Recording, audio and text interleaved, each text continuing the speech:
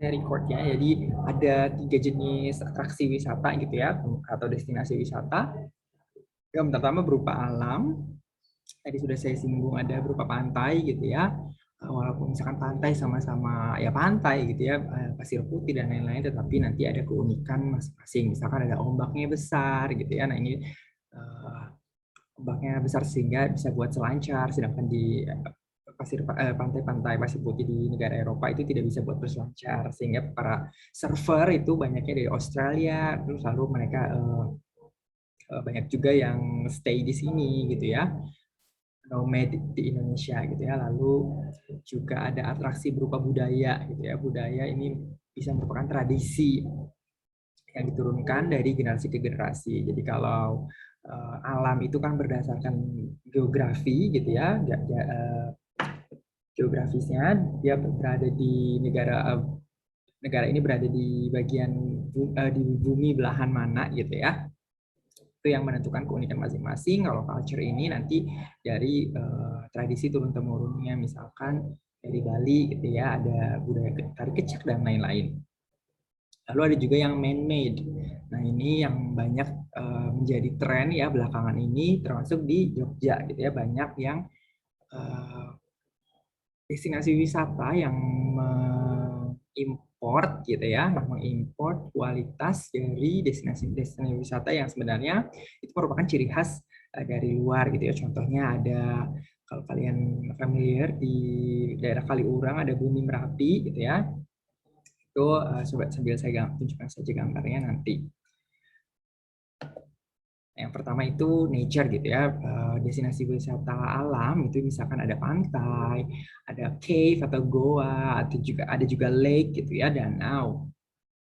Kalau di Amerika itu biasanya danaunya bisa buat biasanya orang-orang yang berlibur di daerah danau itu bisa barbekyuan di pinggir danaunya, bisa naik boat ke tengah gitu ya, walaupun relatif lebih aman dibandingkan dengan danau-danau yang ada di Indonesia gitu ya. Kalau walaupun beberapa kali menelan korban gitu ya, banyak kecelakaan yang terjadi di ketika orang berlibur di danau, tetapi tidak se ekstrim gitu ya danaunya di sini. Jadi lebih lebih kalau di sini kan kita berlibur ke danau hanya berada di pinggiran. Lalu nanti masih banyak lagi destinasi wisata lainnya yang berupa alam, misalkan ada gunung gitu ya. Kalau gunung mungkin hanya hiker saja yang bisa menikmati gitu ya, yang memang mereka punya antusiasme atau stamina yang lebih gitu ya daripada wisatawan biasa. Tapi misalkan kalau di California itu ada trail gitu ya berupa perbukitan di mana orang itu hiking. Jadi tidak gunung tetapi mereka seperti cardio gitu ya, tetapi bukan lari atau jogging, tapi mereka naik ke bukit gitu ya, nanti turun lagi. Ini juga di Hong Kong juga ada. Saya pernah antar teman saya ke daerah eh, hutan pinus gitu ya, lalu ada bule yang menanyakan ke petugas di situ kalau trailsnya sebelah mana gitu ya. Di sana tidak ada gitu, di sini tidak, di sini belum ada trail yang orang bisa berjalan kaki menanjak dengan nyaman gitu ya. Itu bukan, belum belum mungkin belum satu saat mungkin nanti bakal ada, tapi untuk sekarang itu belum menjadi sebuah wisata gitu ya. Lalu berikutnya destinasi berupa budaya gitu ya, culture. Nah ini ada misalkan desa wisata, desa di Lombok gitu ya, desa Sade namanya, di Nusa Tenggara Barat. Itu ada, ya orang bisa menginap di situ gitu ya. Kita merasakan bagaimana warga atau masyarakat Sade ini, suku di Lombok ini hidup gitu ya. Kita ikut merasakan bagaimana kehidupan mereka. Lalu atraksi budaya gitu ya, destinasi wisata budaya juga bisa berupa peninggalan sejarah seperti candi gitu ya. Di sini saya menampilkan Borobudur, lainnya pasti ada Prambanan, ada di daerah Kalasan sana banyak gitu ya. Selama kalian di Jogja, sudahkah mengunjungi candi-candi?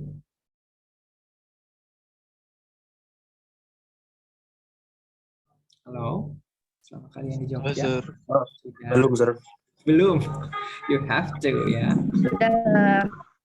Maybe Terlalu males, Sir. mungkin untuk Ugi sudah, kelas Sir. ini, mungkin untuk kelas ini someday kita bisa field trip gitu ya. Jadi kita main-main ke lokasi-lokasi wisata. Lalu jenis destinasi wisata berikutnya ini yang artificial atau man-made gitu ya. Jadi buatan orang sekarang gitu maksudnya ya. Candi Borobudur juga buatan orang ya, walaupun mungkin ada cerita mistis di balik situ kan, tapi dia tetap buatan orang gitu ya.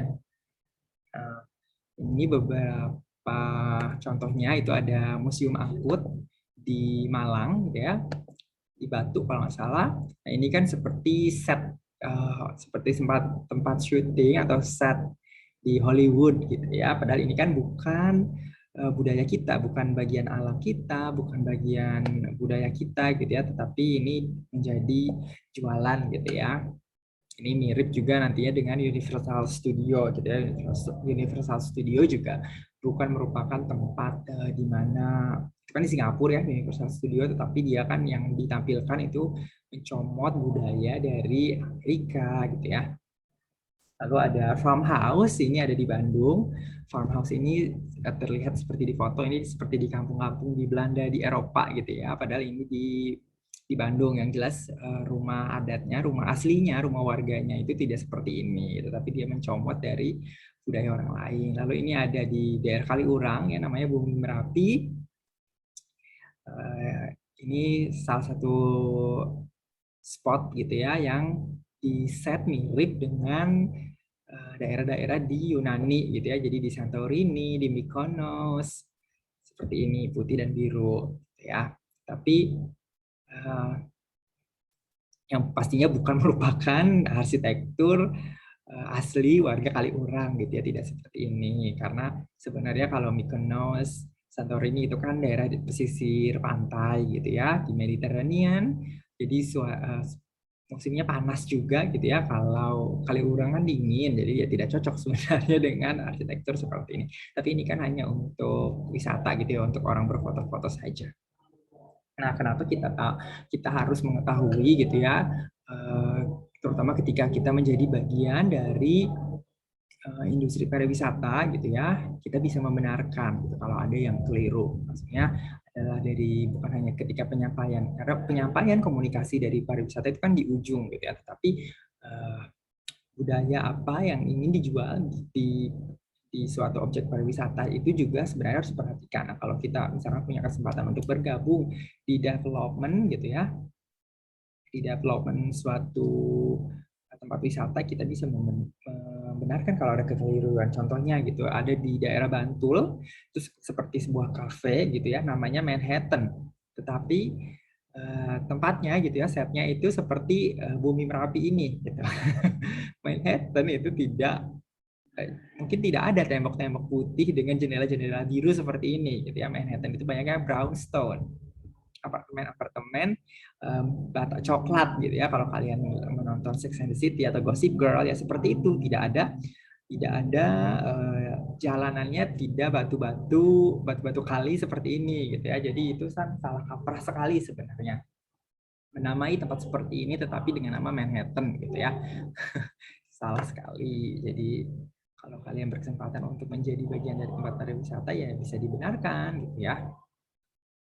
Lalu elemen pariwisata berikutnya adalah accommodation. Akomodasi ini adalah karena biasanya pengunjung atau wisatawan itu kan berasal dari luar daerah atau luar negeri gitu ya. Nah, ketika berkunjung gitu ya, mereka membutuhkan untuk tempat beristirahat gitu ya, tempat untuk tinggal selama berlibur. Nah, ini yang disebut accommodation. Ada beberapa jenis accommodation. Yang pertama itu perhotelan gitu ya, sharing guest house atau bed and breakfast, sharing guest house atau bed and breakfast itu juga termasuk ke dalamnya perhotelan gitu ya. Tetapi biasanya si guest house atau bed and breakfast dia yang pengelolanya itu lebih kecil. Kalau hotel biasanya lebih besar gitu ya. Dalam satu gedung tinggi dia punya manajemen yang lengkap gitu ya. Bahkan juga banyak yang chain ini artinya seperti franchise gitu ya kalau makanan. Jadi perusahaan dari luar negeri membuat hotel di sini seperti Novotel, Hyatt gitu ya. Itu kan brand-brand hotel dari luar negeri. termasuk juga akomodasi itu di dalamnya ada restoran gitu ya. Restoran di sini tentunya orang ketika berlibur yang butuh makan gitu ya, tidur butuh makan.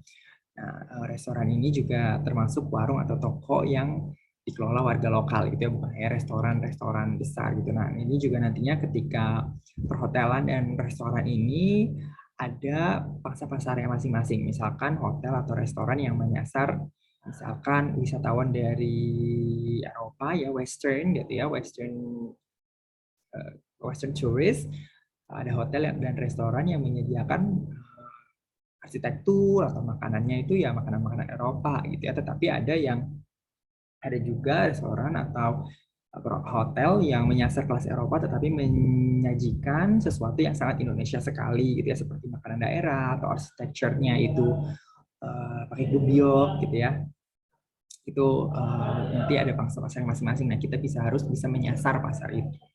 Lalu akomodasi ini juga termasuk di dalamnya sarana gitu ya. Kalau restoran dan hotel itu kan termasuk sandang pangan gitu ya. Nah, ini sandang pangan papannya itu seperti misalkan untuk hangout ada kafe, klub gitu ya. Misalkan untuk sekarang banyak sekali, terutama setelah di masa pandemi banyak namanya digital nomad. Jadi orang yang bekerja tidak harus datang ke kantor gitu ya, sehingga dia bisa bekerja dari mana saja. Nah, ini banyak sekali juga bule-bule gitu ya, digital nomad yang menetap di Bali gitu ya, tetapi mereka tetap bisa bekerja dan mendapatkan uang gitu ya. Kalau kalian familiar ada kasusnya itu yang menjual buku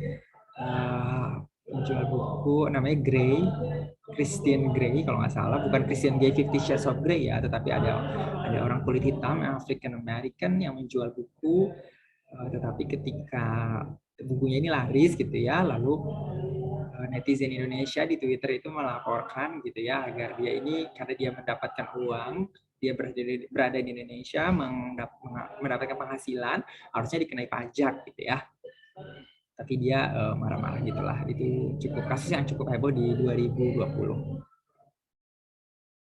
Lalu 2021, sorry. Lalu berikutnya akomodasi juga dapat dihadirkan melalui pemberdayaan swasembada masyarakat. Jadi maksudnya banyak juga kelurahan gitu ya, terutama di Jogja ini banyak beberapa saya menemui seperti hotel yang tanahnya itu tanah dari kelurahan gitu ya, lalu disewakan untuk dikelola si manajemen hotel gitu ya, seperti itu. Jadi kalau kalian juga misalkan di sini ada siapa?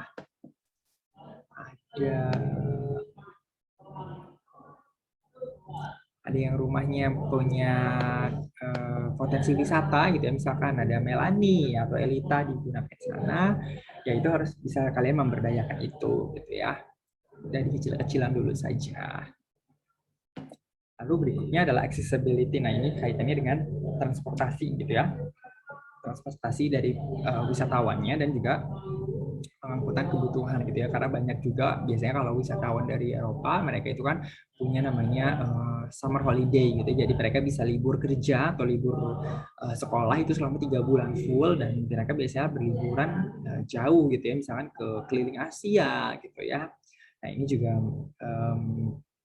sehingga misalkan kalau ada sesuatu kebutuhan yang mendesak, apakah kebutuhan itu bisa sampai di mana dia berada gitu ya, maksudnya adalah bisa dikirimkan gitu ya, shipment, apa itu memungkinkan. Lalu juga sarana transportasi ini ada 3 gitu ya, jalur darat, laut, dan udara, tetapi untuk beberapa daerah yang 3T gitu biasanya ya harus transit gitu ya, bahkan mungkin bisa lebih dari dua jenis transportasi. Misalkan awalnya lewat darat, lalu melalui laut nyebrang, naik boat gitu ya, atau melalui darat, nanti lalu dilanjutkan dengan naik kapal. Misal kalau dari Jogja ke Karimun Jawa gitu ya, kita bisa naik mobil ke Jepara, lalu dari Jepara nyebrang pakai ferry ke Karimun Jawa seperti itu. Jadi ini juga kita harus bisa menjelaskan gitu ya. Tadi misalkan di attraction kita harus bisa menjelaskan apa yang uniknya. Lalu di akomodasi bagaimana pelayanan ketika wisatawan datang, itu pelayanannya seperti apa yang bisa diberikan, apakah nyaman atau tidak gitu ya, keunikan dari jasa akomodasi yang ditawarkan gitu ya. Lalu kalau dari accessibility ini berapa lama waktu tempuh gitu ya, atau pilihan apa saja jenis transportasinya. Misalkan kalau harus menyeberang memakai ferry, apakah ada kelas-kelasnya ferrynya gitu ya, ada yang nyaman, jadi dia tidak terlalu tergoncang-goncang ketika di kena ombak gitu ya. Itu juga kita bisa menjelaskan. Lalu berikutnya amenities. Nah, ini adalah informational board. Biasanya di daerah wisata itu seperti penunjuk jalan gitu ya. Misalkan ke daerah wisata ini berapa lama, lewat mana gitu ya. Itu juga penting, jadi direction atau guide. Misalkan di dalam satu kota itu ada dalam satu kota ini ada objek wisata apa saja gitu ya. Di Malioboro ada, tetapi memang tidak terlalu ter-highlight gitu ya. Mungkin banyak juga wisatawan yang tidak mengetahui kalau di Malioboro itu ada pusat informasi wisata seperti itu gitu ya. Padahal itu membantu sekali wisatawan gitu ya, terutama mungkin untuk yang tidak bisa berbahasa lokal gitu ya. Misalkan dari orang-orang dari Spanyol atau dari Amerika Latin yang tidak bisa berbahasa Inggris, mereka bisa membaca itu, mengakses informasi itu sendiri gitu ya, tanpa harus bertanya ke petugas atau ke orang yang berpapasan gitu. Lalu berikutnya itu ada supporting elements. Nah, ini juga penting gitu ya. Tadi kita sudah membahas basic elements, ada 4E, 4A gitu ya. Lainnya ada supporting elements, yaitu pemangku kepentingan atau stakeholders, public facilities, ya, ini fasilitas umum gitu ya. Lalu ada juga human resource. Stakeholders ini adalah orang-orang yang terlibat di dalam industri atau bisnis pariwisata gitu ya. Yang pertama tentu saja wisatawannya. Kalau tidak ada wisatawan, ya tidak akan berjalan gitu ya si industri wisata itu. Lalu tentu saja ada pemerintah, Pemda dan pemerintah pusat gitu ya, daerah dan pusat. Wisatawan sendiri itu ada mancanegara ya, atau biasanya disingkat Wisman, atau wisatawan Nusantara, Wismos. Jadi wisatawan yang dari Indonesia, misalkan orang Jakarta liburan ke Jogja gitu ya, atau orang Jogja liburan ke Bali seperti itu. Lalu berikutnya ada pemerintah gitu ya. Nah, tentu saja pemerintah memegang peranan penting gitu ya, karena kebijakan yang dikeluarkan pemerintah baik dari pusat atau daerah gitu, ataupun lokal di sini adalah RT RW itu juga termasuk ya, karena kalau kita mau membuka jasa misalnya bread and breakfast atau guest house, tentu saja harus mendapatkan izin dari RT atau RW.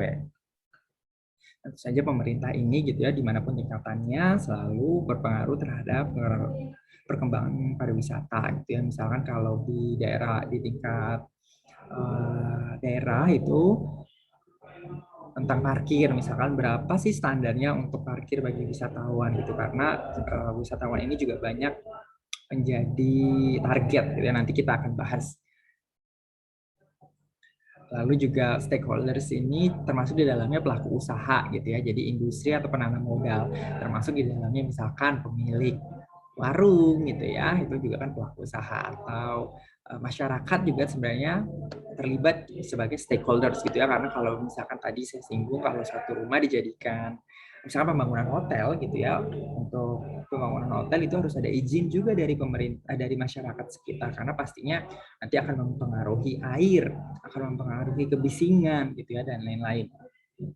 Itu jadi masyarakat juga sebenarnya harus terlibat gitu ya, karena mau tidak mau nanti ketika berinteraksi gitu ya antara masyarakat lokal dengan wisatawan, terutama mungkin wisatawan mancanegara gitu ya, akan terjadi perubahan sosial di situ. Bisa jadi konflik sosial, bisa jadi akulturasi gitu ya.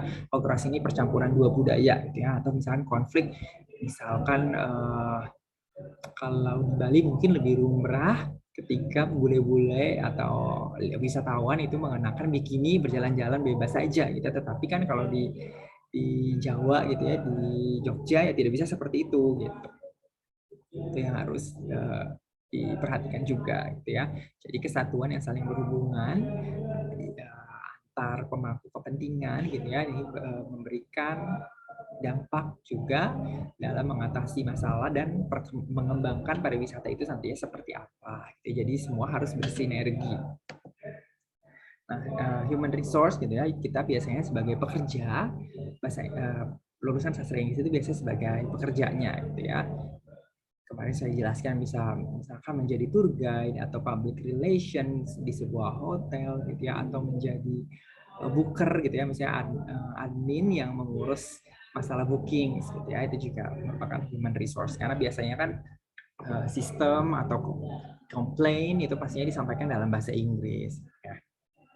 Jadi semakin populer suatu objek wisata, human resource-nya atau tenaga kerjanya, SDM-nya gitu ya harus makin banyak dan harus makin bagus gitu.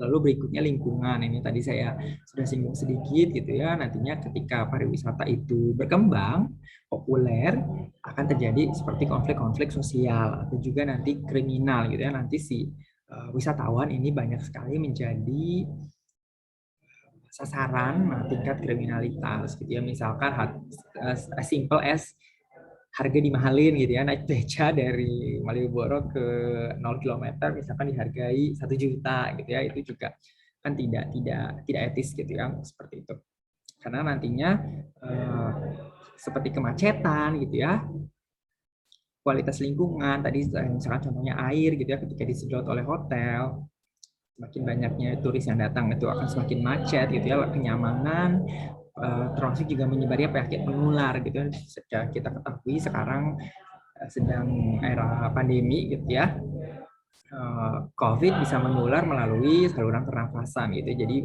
melalui berpapasan, melalui interaksi singkat saja kita bisa tertular gitu ya. Ditambah lagi nanti ada penyakit menular misalkan seksual, ada HIV, AIDS, dan lain-lain. Ini pastinya juga merupakan sesuatu yang harus kita antisipasi gitu ya sebagai praktisi dari industri pariwisata. Lalu berikutnya yang tidak kalah penting dalam pengembangan, jadi industri pariwisata itu harus selalu berkembang gitu ya, memang harus selalu berkembang dengan tren. Sebenarnya tadi ketika saya menyinggung masalah man-made artificial man-made tourist attraction gitu ya, yaitu karena memang trennya sedang seperti itu gitu ya. Tidak semua orang bisa terbang langsung ke Yunani gitu ya untuk datang ke Santorini, ke Greece, ke Santorini, ke Mykonos gitu ya. Jadi mereka membuat arsitektur yang serupa di sini gitu ya untuk menarik minat wisatawan yang kantongnya pas-pasan gitu ya. Itu juga karena tren memang. Nah, karena harus selalu berkembang gitu ya. Jadi industri pariwisata juga harus selalu berkembang seiring dengan tren. Tetapi juga perkembangan itu juga harus memperhatikan kompetisi juga mempengaruhi sebuah objek pariwisata harus berkembang gitu ya, karena biasanya nanti ketika ada satu objek wisata yang ramai akan muncul objek-objek wisata yang lainnya. Contohnya misalkan di Wonosari ya, di Gunung Kidul itu ada HH Sky apa ya, Sky View namanya, saya kurang lupa. Lalu dia punya HH Beach Club, Ocean View, HH Ocean View. Nah si HH Sky View ini juga seperti ditiru gitu ya. Konsepnya ada muncul berbagai objek wisata serupa di daerah Prambanan sana, ada Obelix, ada dan lain-lain gitu ya. Jadi makin kalau satu ramai pasti yang lain akan mengikuti gitu ya, itu yang namanya popular culture. Lalu juga seperti beach club, kalau di Bali beach club dari dulu udah banyak, di Jogja sekarang sudah mulai bermunculan gitu ya, ada South Shore, ada Slili Beach Club gitu ya. Itu juga perkembangan yang karena tren dan kompetisi gitu ya. Jadi kalau ada saingan, kita itu kan akan terpacu untuk selalu membuat apa nih kita yang bisa kita buat, hal baru apa lagi yang bisa kita buat, hal apa lagi yang bisa kita perbaiki. Jadi di situ. Okay, we have come to the end of the materials for this meeting. Is there any questions? Ada pertanyaan atau tidak?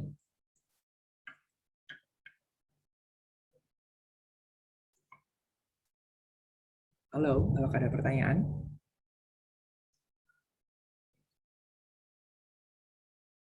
Halo, are you guys listening? Yes, sir. Hanya Nurul saja yang mendengarkan?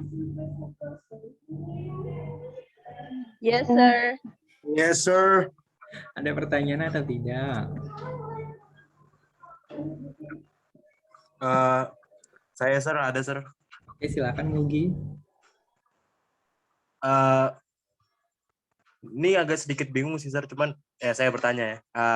Sure. Kalau misalkan wisatawan mancanegara terus datang ke salah satu destinasi wisata, terus memutuskan untuk menetap, maksudnya tinggal di situ, jadi warga negaranya situ.